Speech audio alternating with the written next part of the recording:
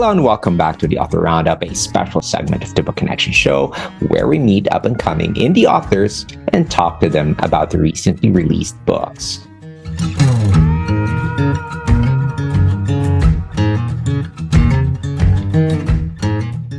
Welcome back to the Author Roundup. Again, this is Ray Walters. Today, we have a guest with us who is a fiction writer, researcher, and singer-songwriter. Her work explores the connections between literature, science, and music. Through her novels and stories, she depicts women who are living in unconventional ways, especially women who have experienced and are recovering from abuse. Viewers and listeners, our guest for today, Miss Laura Otis. Hi, Laura. Thank you for joining us today. Hi, thank you very much for inviting me to the Book Connection. So, Laura, you have written a book. The title is D Minor Stories, and this came out August of this year. That's right. That's right. Congratulations on that. Thank you. Thank you. All right. Now, I want to go ahead and jump right in. Your book, the title is D Minor. This brings together 4 unique characters with extraordinary hearing abilities.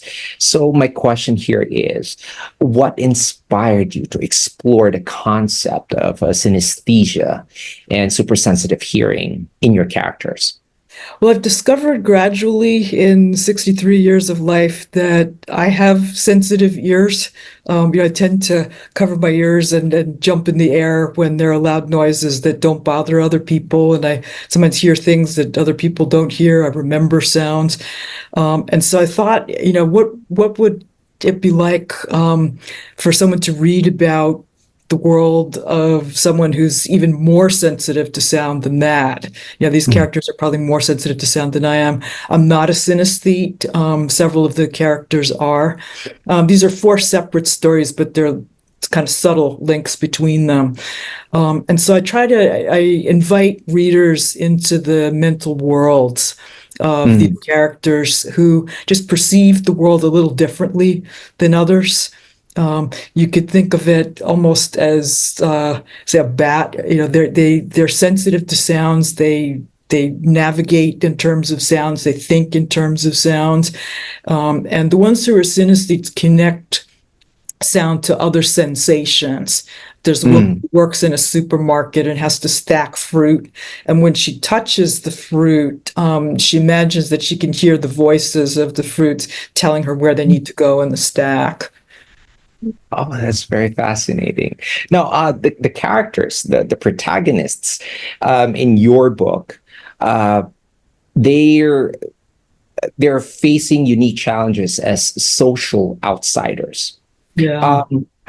How did you develop these characters and their individual stories of resilience? Well, very often the grain, the original start is in someone I've observed somewhere. I'm always fascinated by the people around me, and I have no illusions that my way of perceiving the world matches the ways of everyone else. And so I just wonder, what is that person thinking? What is that person feeling? What is that person's life like? And I go to art museums a lot, and I'm fascinated by the guards there. And I just, what would it be like to be a museum guard who has to stand in a room all day and has to watch people very carefully who come in? What is the day like for somebody who works in a supermarket? Yeah. So I managed to come up with these different characters who have, they have very different everyday lives. What they have in common is that they're especially sensitive to sound. So one is a translator and one is a teacher. Those are the 4 of them. That's really fascinating. Also, in your book, the pandemic is playing a significant backdrop in what you've written. So, what role does this setting play in shaping the characters' journeys and the overall narrative? The pandemic plays a part mainly in the first story, which is called Concert of Wishes, and it acts as a pressure cooker. in a way. Mm-hmm. This is the protagonist is someone who would really not like to be connected to other people, but the pandemic forces her to be. Even when she's isolated in her little apartment, she's forced to deal with the sounds, the smells, the fumes coming up from the apartment underneath hers. She can't deny her connection to other people. And that's really what gets things going, because that's what the pandemic was about and did to us all. It's like no matter how much you might want to cut off your associations from, you realize that you're not independent. You realize that you depend on other people. And that can make for some good stories. True, and I would agree. Some, including myself, might go ahead and consider myself being an introvert. But when the pandemic hit, I never knew that it's not quite true at all. I may not be interacting with people, but it gives you a different feeling when you're outside of your house, still surrounded by people, though you're not interacting with them. And it brings a lot of difference. And it made me realize when, everybody went through the pandemic and we were locked down, we were inside our respective homes. And that made me realize that. And that's really quite relatable. Laura, your characters find solace and inspiration in unexpected places. Can you share how you crafted these moments of discovery and their significance to the story? Again, I think this comes from living and seeing all the different ways that people deal with the pain that they have in their lives. We all have pain.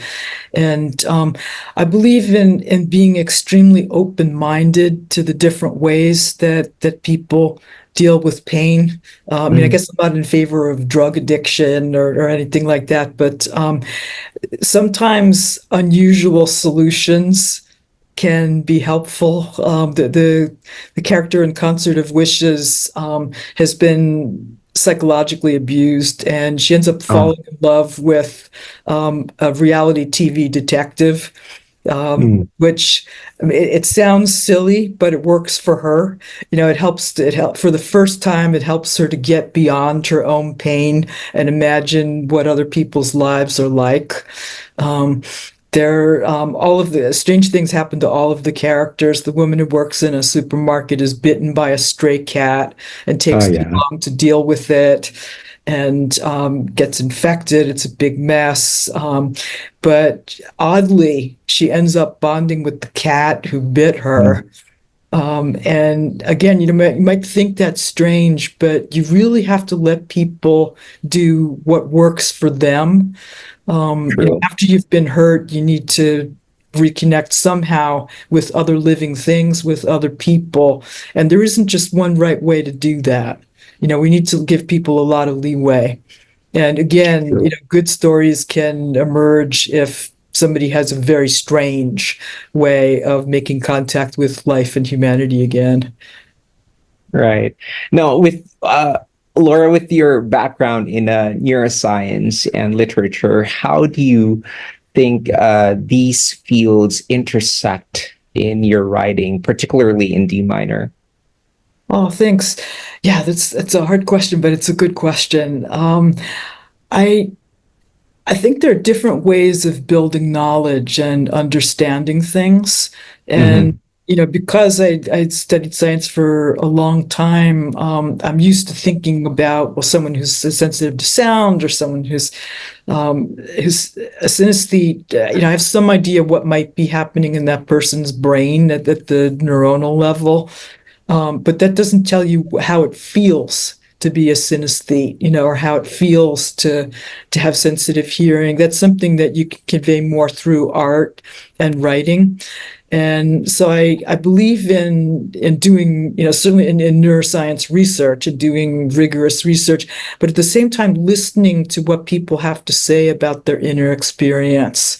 We really have to honor what people have to tell us about what Hmm. it feels to inhabit their bodies and their ways of being. And we can learn from that too. And so I think that you can build a certain kind of knowledge by doing research, another kind by listening to people and hearing what they have to say about themselves, and maybe even by imagining what it's like to be in another person's body. It's not the same kind of knowledge, but it helps to bring us closer to understanding and closer to connecting with other people. Right. Speaking of connection and isolation, what's central to your book, D minor, are the themes of isolation and connection. So, how do you see these themes resonating with readers, especially in our current world?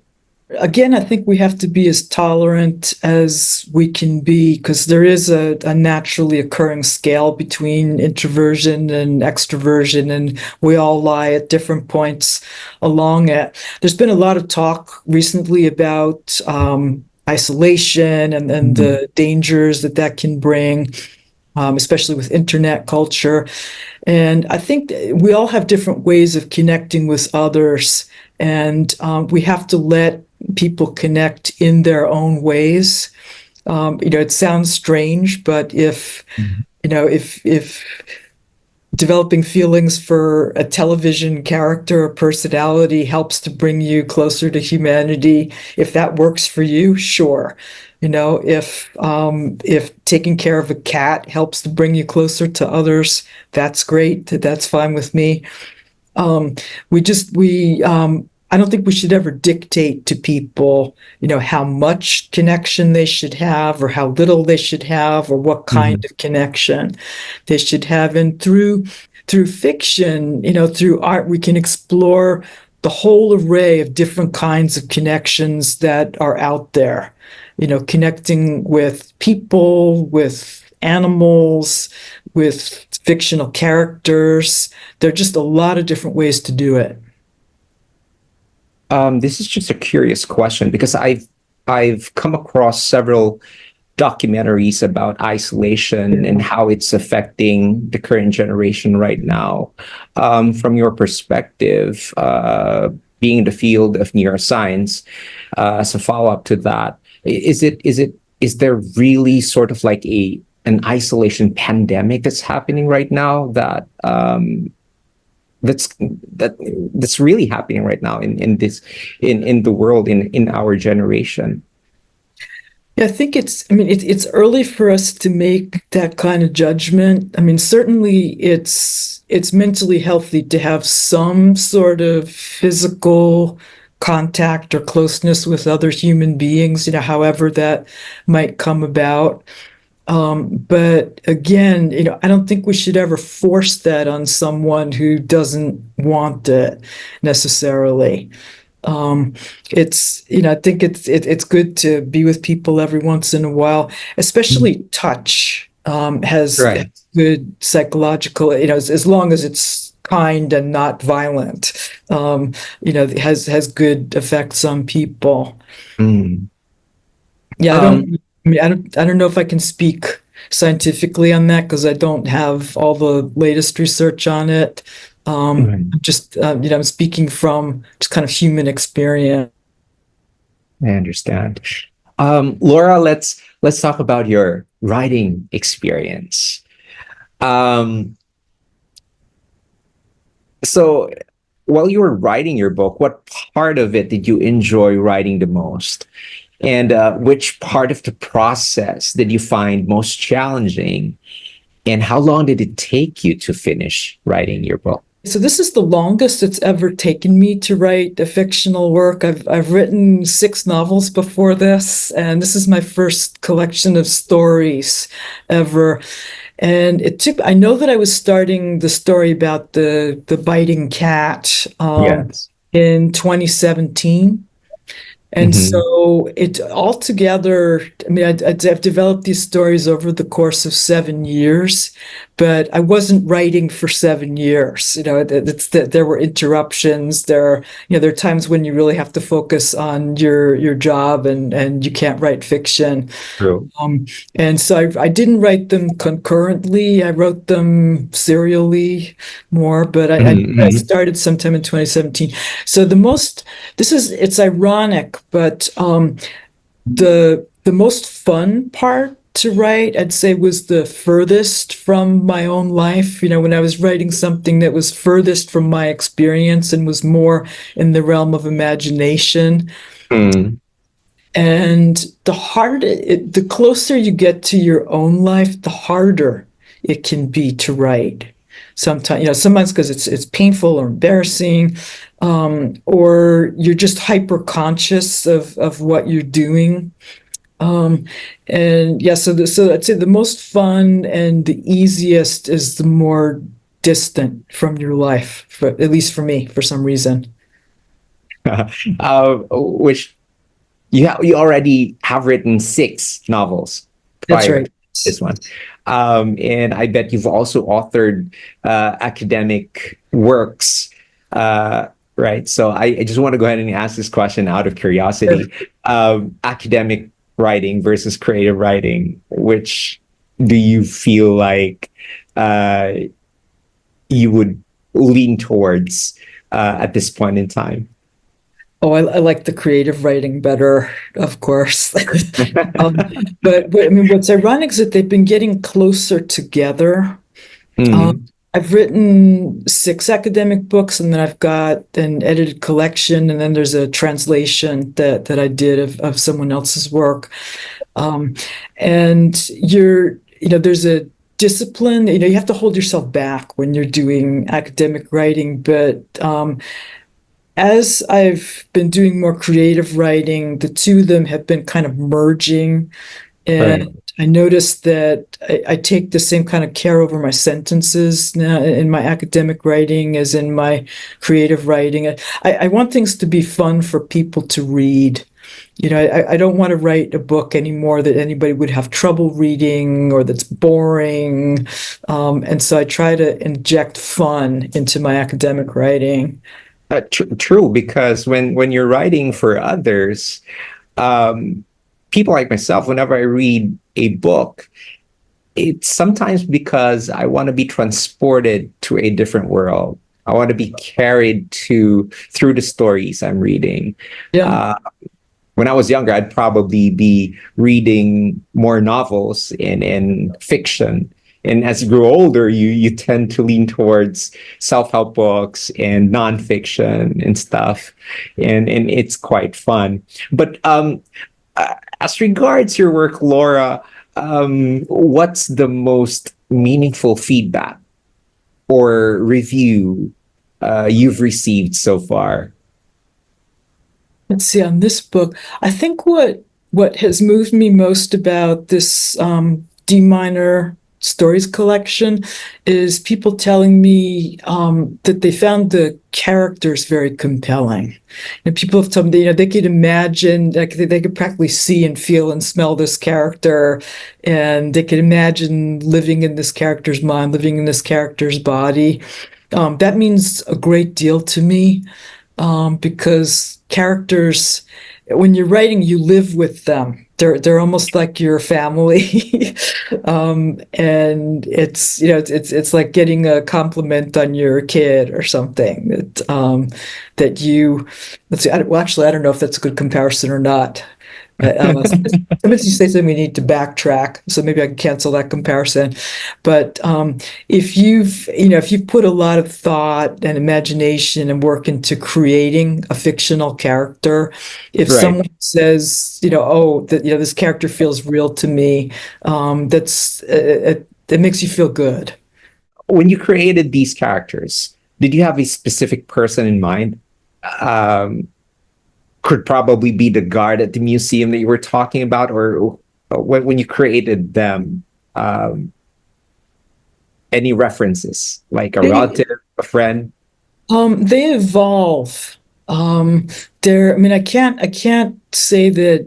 any of them are based on a particular person, but usually you start out, you may see them or hear their voices. And Oh, then and then as they grow in your mind, they start to change and take on other characteristics. They do stabilize, they're not constantly morphing or anything. mm-mm. But, the first flash of creation is not identical with the final realization of the character. Let's see. Okay.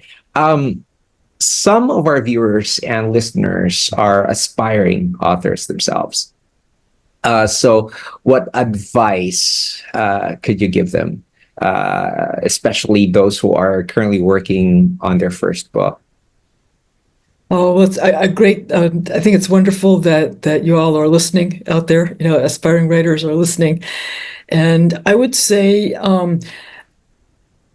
expect to revise, but trust yourself above all. When Mm, you're writing the first draft, don't listen to people too much. If it's, I mean, I guess you could talk to somebody you really trust. The Bronte sisters all used to talk to each other. But in terms of creating the story and getting the story out there that you want to tell, you should really look to yourself and trust yourself. There's going to be plenty of time to polish it and revise it. You'll probably need to do that many times once you've got it out. But the process of creation, don't be too open to other people's influence. Don't be writing to please somebody else. Tell the story that you need to tell. true, and I would agree. Sometimes if we open ourselves too much to different people in whatever it is that we're doing, Yeah. we're no longer doing it Yeah. because we're enjoying it or because we want to express something. We're now doing it based on what they're saying and what pleases them.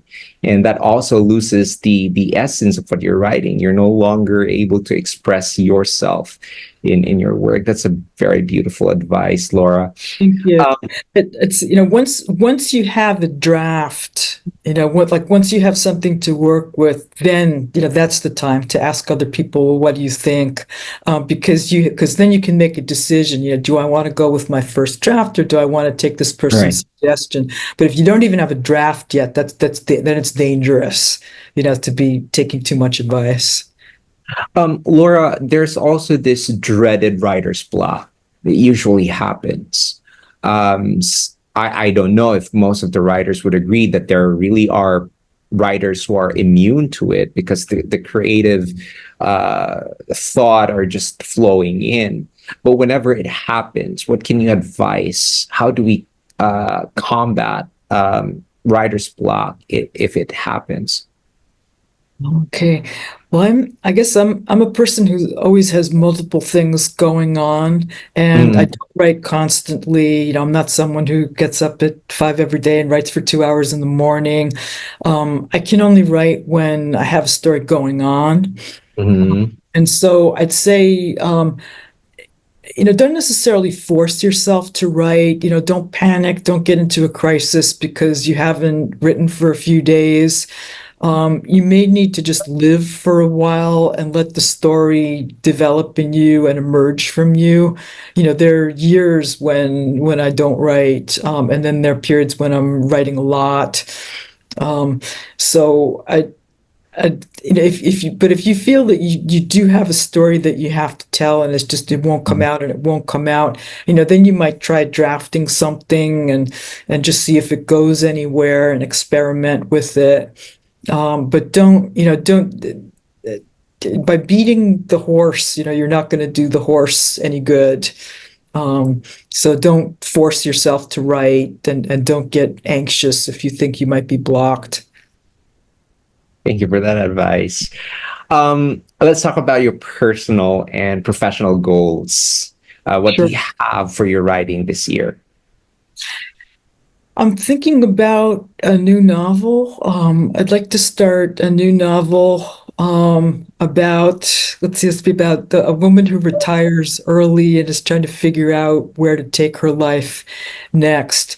And I want it to be the opposite of Henry James' Portrait of a Lady, where this woman has all this opportunity, she's got money, and what does she do? She marries the wrong guy and she ruins her life. So I want the opposite of that. I'd like to really go through the thinking process.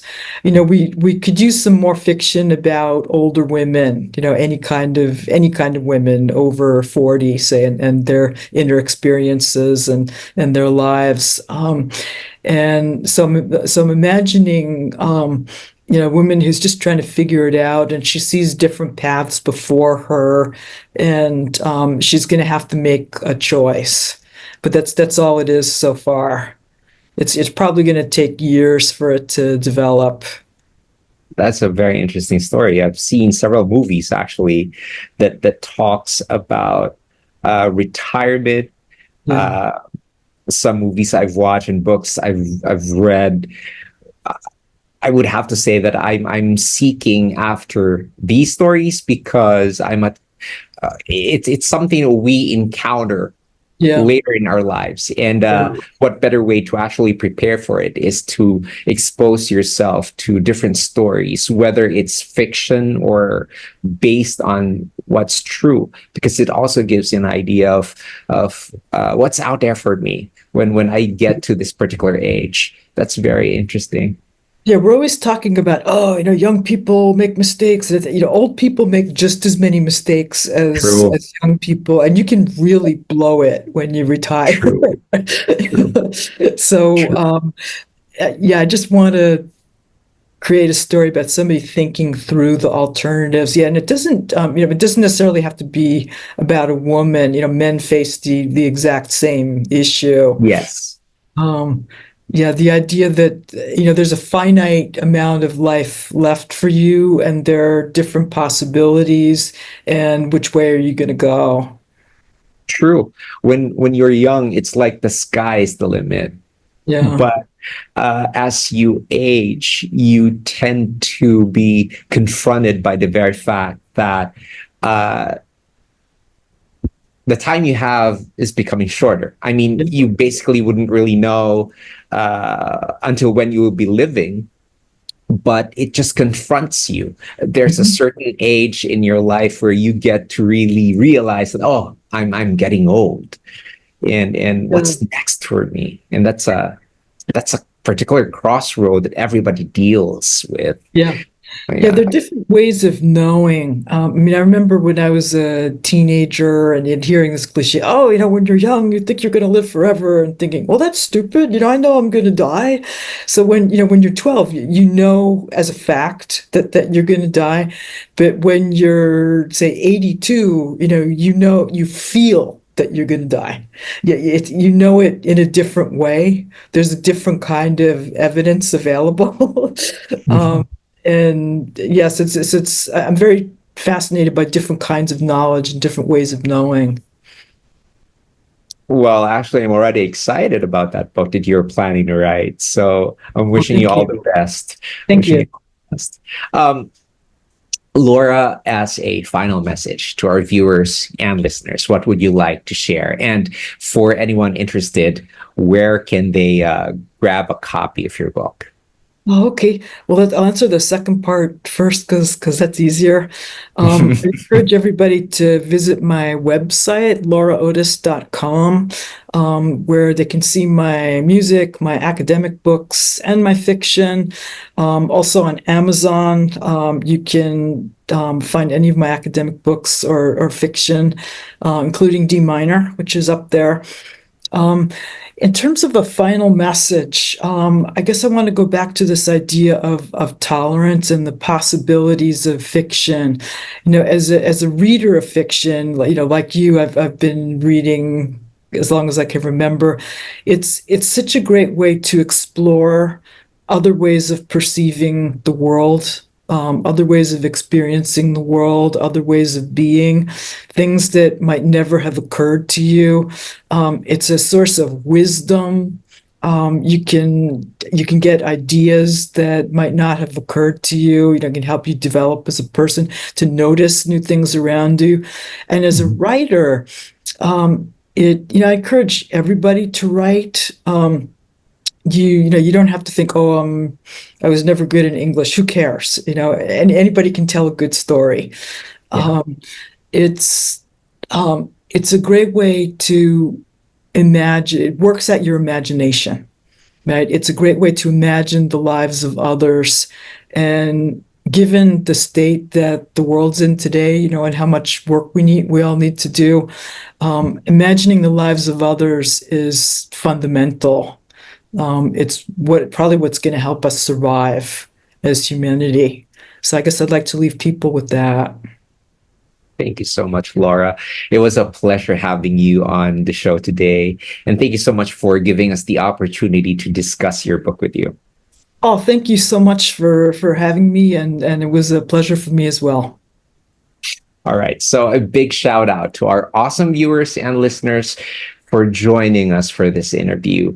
Stay tuned for more inspiring conversations on the Book Connection Show. I'm Ray Walters, and I look forward to diving into self-supported publishing with you next time here on the Author Roundup.